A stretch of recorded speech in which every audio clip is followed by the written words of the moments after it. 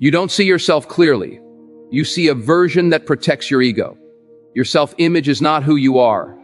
It's a story you repeat to avoid discomfort. You call it confidence, but it's actually fear of being exposed. That's why criticism hurts you more than failure, because it threatens the lie. If your self-image was accurate, you wouldn't feel attacked by truth. You would feel curious, calm, willing to adjust. So ask yourself this: if your self-image disappeared today, what would be left? Listen closely, because the image you hold of yourself is not the truth. It is a story you have been rehearsing for years.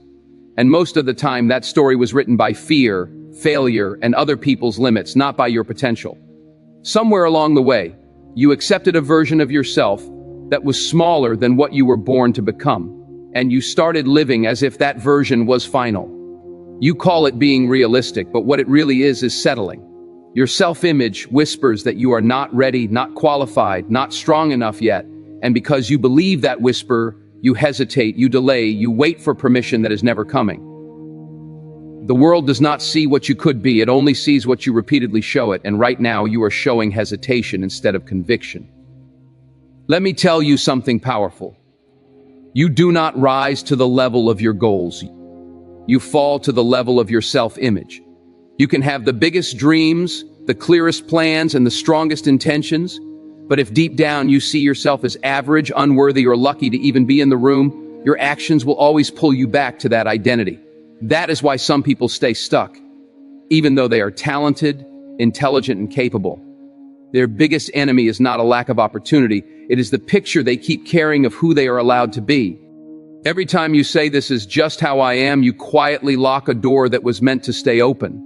Your self-image is lying when it tells you your past defines your future. It is lying when it says your mistakes disqualified you. It is lying when it reminds you of every failure but conveniently forgets every time you survived, adapted, and kept moving forward. You are not the sum of your worst moments. You are the result of your resilience.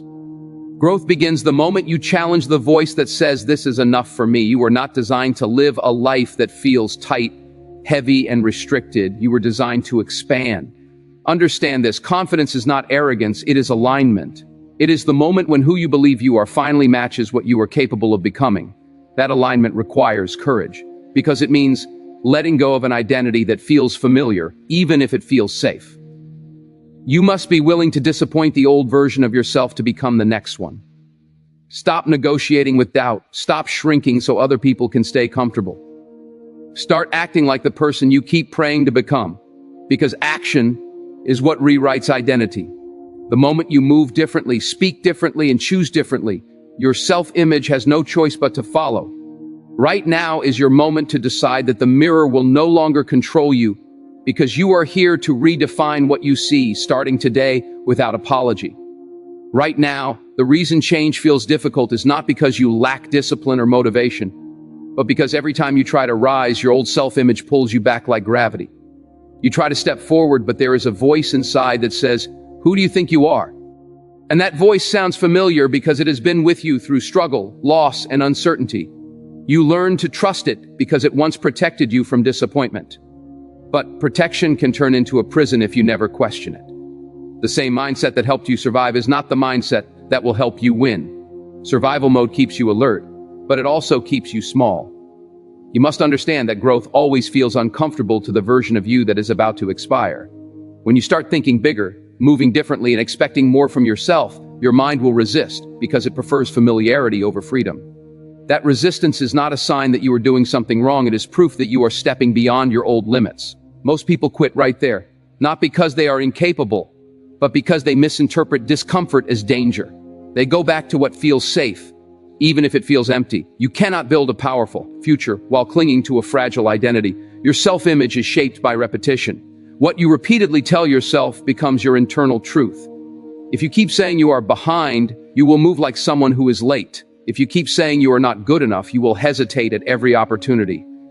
But if you begin to speak from possibility instead of limitation, your behavior will change before your confidence does. Action comes first. Belief follows. You do not wait to feel ready, you move and let readiness catch up to you.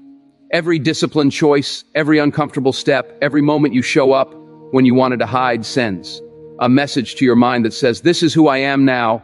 Look closely at the people you admire. They are not fearless. They are faithful to a vision bigger than their doubt. They learn to act in alignment with the future version of themselves, even when the present version felt unprepared. That is the shift you must make.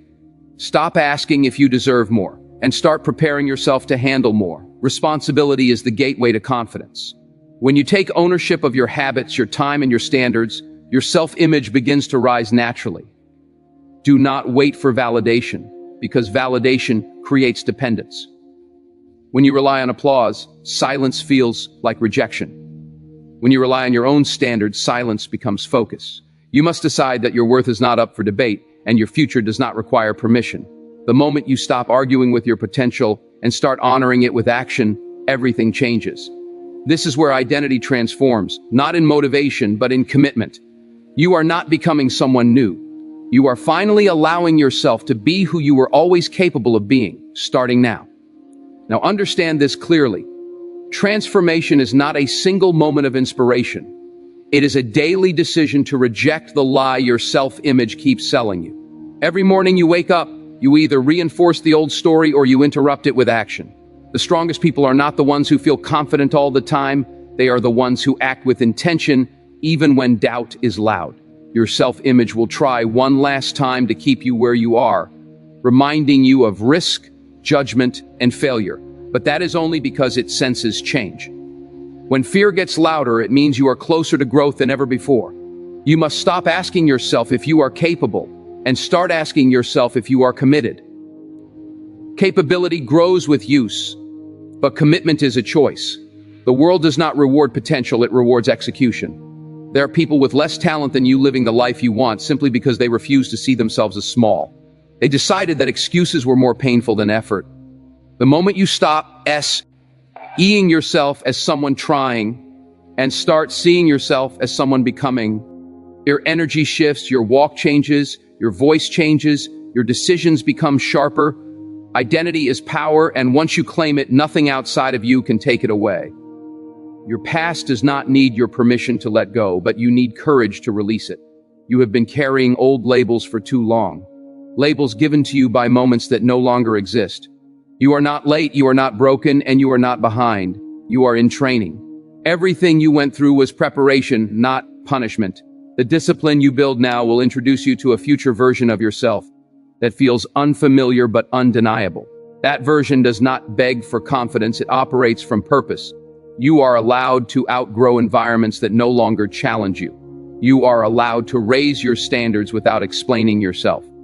You are allowed to expect more from your life without feeling guilty. When you change how you see yourself, you change what you tolerate. You stop negotiating with habits that drain you and people that doubt you. You begin protecting your vision like it is already real, because in your mind, it is. That is how dreams turn into direction. This is the moment where you stop waiting for motivation and start leading yourself. No more rehearsing excuses. No more shrinking plans to match fear. You were never meant to live a life that feels average when greatness keeps knocking on your conscience. Decide today that the mirror will no longer lie to you.